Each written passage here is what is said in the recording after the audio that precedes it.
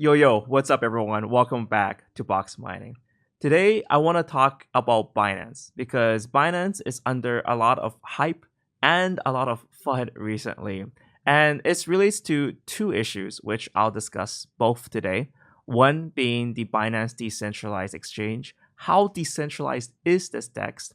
And also the other relates to this extortion claim that Binance was stealing ideas of other exchanges or abusing their power as an exchange, abusing their listing process. And I'll be honest, I didn't really want to make a video about this, but I just saw so much misinformation being spread and so much of this either hype or this Binance religion that Binance is the best, is the most awesome, and then there's also a lot of hate where Binance is the worst, it's the devil, everyone should go to jail, and it's becoming exceedingly hard to be in that middle ground where you're realistic and look at the facts at what's really behind everything that's going on.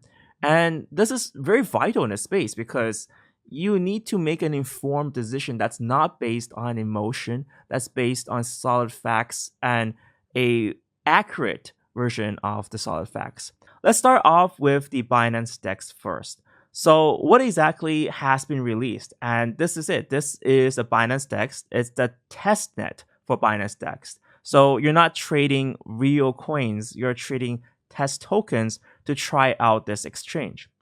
Now, you got some pair listings on the side, and it looks very familiar. It looks exactly like the actual centralized exchange, Binance. But what's operating behind the hood is not a centralized matching engine, but rather it is a variant of their own blockchain, their Binance chain. And I'll talk about that a little bit later. So the advantages of this is very clear from the time you log in, which is you unlock a wallet. So when you start trading, you don't log into a centralized account, you don't log into their account, but rather you use your wallet or even your ledger, so you have custody of the funds that you held. So that is a strong motivator for me because being a victim of MT Gox, I want to keep custody of my funds. In terms of actual trading, I can pretty much use it exactly like I would normally Binance. So I have some limit buy orders here, and if I want to buy an asset directly and not wait, then I can just fill and match that sell order that someone is selling. So yeah, right here much, just spin all my BNB on it, and boom, it's pretty much, oh yeah, order filled, it's done. And so you can see that kind of that Binance trademark, fast order matching and fast trading, and quite a clean interface is part of this decentralized exchange.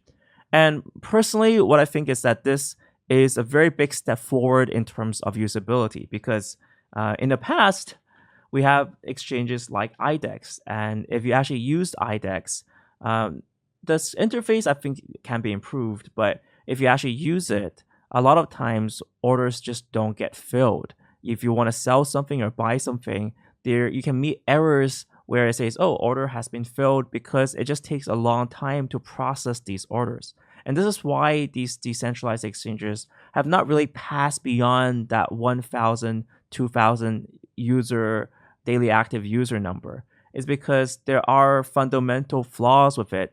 And people, even though they verbally say they like decentralized exchanges, they don't use decentralized exchanges. And this is why Binance has a huge volume, whilst these DEXs don't have as high volume. So it's very clear that they opted for usability and for user friendliness in their design. So let's address two other issues here. And I think these are valid criticisms. So one is that they're decentralized exchange, there's not many full nodes, and I think that's not the biggest issue. So UD here says, yeah, I can't see the full the source codes. But I think the bigger issue comes from the fact that if you do want to run a node on the Binance chain, you're running a witness node, which means that you're witnessing what's happening, but you have no say. You're not contributing to their consensus. So it's not open consensus. It's nodes, validator nodes, the block producers are actually run by Binance. So in that sense, they can essentially change their nodes or do anything they want with their whole operation. It's not like Bitcoin where there is open consensus where anyone can join, produce blocks, and be part of the whole protocol. But here, it's much more private. And this is a huge trade-off in the sense that it's not fully decentralized. And I think that's what they opted for, this kind of middle ground where people can witness what's happening. So if something shady or something that's illegal almost that goes on, if that's happening, the witnesses can see this and get this information and publish this. And it addresses one of the key issues, which are orders that are not even hitting the order book. So say on some certain exchanges, on this one, LBank, what I noticed was that the moment I submitted an order in, even though I saw millions of dollars are being transacted and being reported to CoinMarketCap, it didn't hit the order books, which meant that my orders, even if it's just $1, couldn't get filled when there were millions of dollars being traded on this exchange. It was just all fake volume, and it was the worst kind of fake volume. It was fake volume that was just merely printed. It didn't even it couldn't even execute on the orders that at the magnitude. And every time I changed the amount, the bots would dodge me. So a decentralized exchange is much more transparent in that sense. So if there are fake orders that don't appear on the order book, fake volume going on, then validators or witnesses can see that. Witnesses can observe that this is happening, publish these results on a blockchain, and it's for everyone to see. And then, yeah, that's way more transparent than what we have right now. So at the end of the day, it depends on what we call it. So this decentralized exchange, you do not get to participate in the consensus mechanism. You do not get to choose any of the rules. And let's be really honest here too. Binance is going to make a lot of money from this decentralized exchange. And this is a key point to remember as well. Binance is not a charity. It's a business. It's a $1 billion business to be in fact. So they need to make business decisions that make them money. And it's illogical to even assume that this will be something that's given to the community and it will be free and we can have control over it. It's not that. They will. I'm pretty sure in terms of their business and strategy and their Q1 or Q2 strategies, they will try to make as much money from this decentralized exchange as possible. And at the end of the day, it's pretty simple. If you don't like it and it's not what you stand for, don't use it. No one's forcing you to use it. And if you are interested in it, try it out. It's pretty simple. I pretty much got the sample tokens and whatnot to start trading. None of it's real tokens. It's just a test for now, but it's pretty interesting demonstration. Just click on it. So now for the more dramatic part. So Binance for the past week has been under a lot of fire for some released information from Blocknet, these accusations that they were stealing ideas from Blocknet, especially with regards to Blocknet's decentralized exchange, and even potentially using that on the Binance chain. And there's even more drama on top of that too, like how the CTO of Neo, Eric Zhang, was helping Binance in the process, that he was even working for Binance, dare say. So these accusations have been passed through various social media channels, and a lot of it came from our favorite Chico Crypto. So this is kind of hilarious because this guy has been trying to attack various projects and exchanges, and recently he's been focusing on Binance.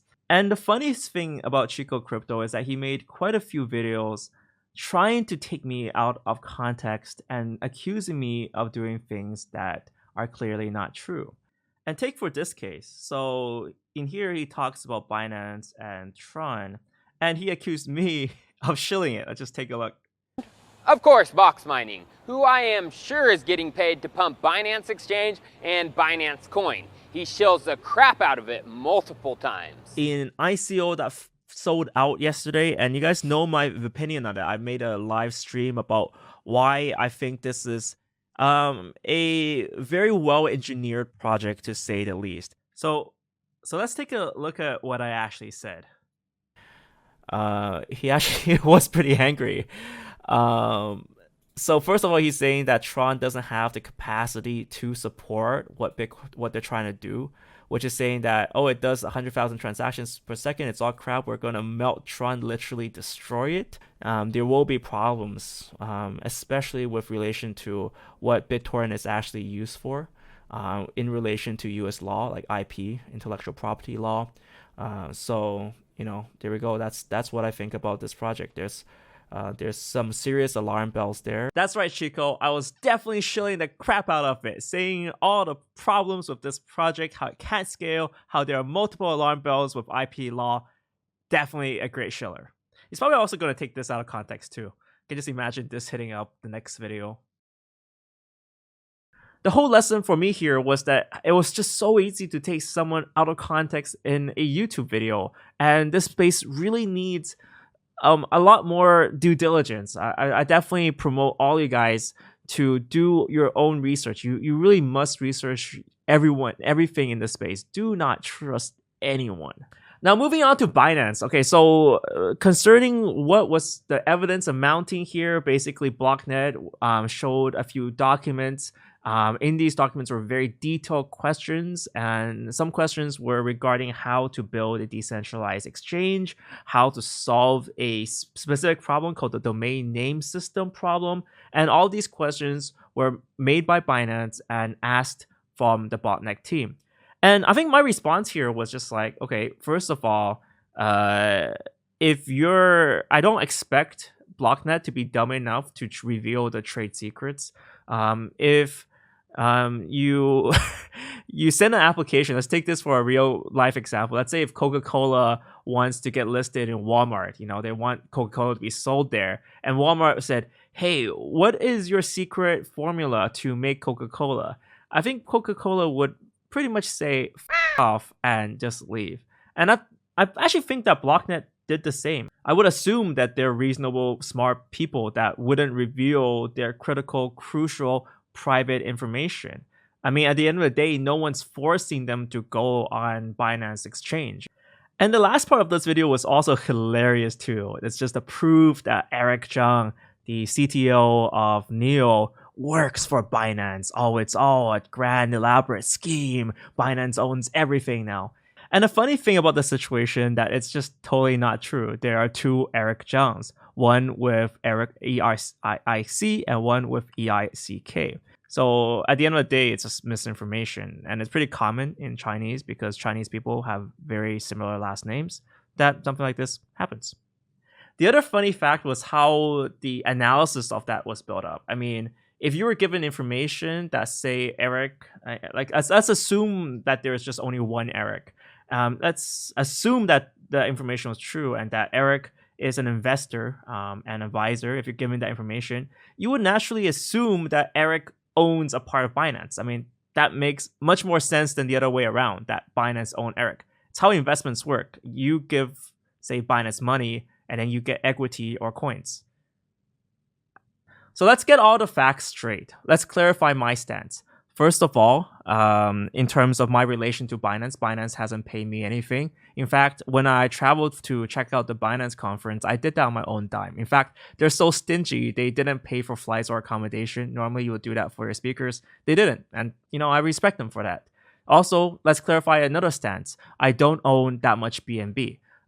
Surprisingly, I think I own enough so that I can benefit from the trading benefits, but I don't have like a stash, a whale stash, and mostly because I think that BNB is not equity. So in that respect, if I wanted to own something from Binance, I'll probably want to own equity as opposed to their coin. And I think it's very specific that I want to keep this myself more neutral in this situation because when it comes to exchanges, Binance is gathering a lot of strength right now. So in that sense, I definitely want to see more competition in this space. I want to see other more legitimate exchanges, not exchanges with like this trans mining and other scammy bullshit. I want people to do real solid work and be even better than Binance if they can. I mean, that's how, as a community, we get better services. So then where does it leave CZ then? Is he the angel? Is he the devil?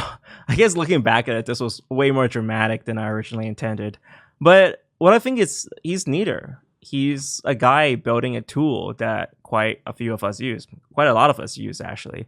And in fact, a lot of the reasons why I initially used Binance because they actually offered actual customer service. Like if you remember Poloniex before Binance, it took like 3-4 months to actually get KYC done. And I think one important lesson here is that we gotta stop misinformation. Misinformation is just so much more dangerous than real information. Just like when I got taken out of context and someone thought I was shilling, like people actually thought I was shilling BTT when I was clearly against it. Now, misinformation doesn't only just harm the people there, but it also harms the whole community as a whole. And we see that a lot in crypto sometimes too. And the only way to fix that is for the people who know stuff to stand up. And I really encourage you, if you do your own due diligence, just stand up and make your voice heard. And the other way to do it is to spread education. The only way that we can trust anything in blockchain is that if we verify it ourselves. And this is really important, that we don't trust, but we verify.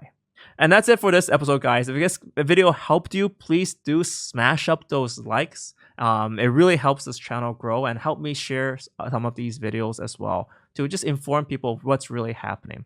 And if you guys have any comments or you think I got anything wrong, do put them down in the comment section below. Let's have an open discussion about everything here. Thank you guys so much for watching.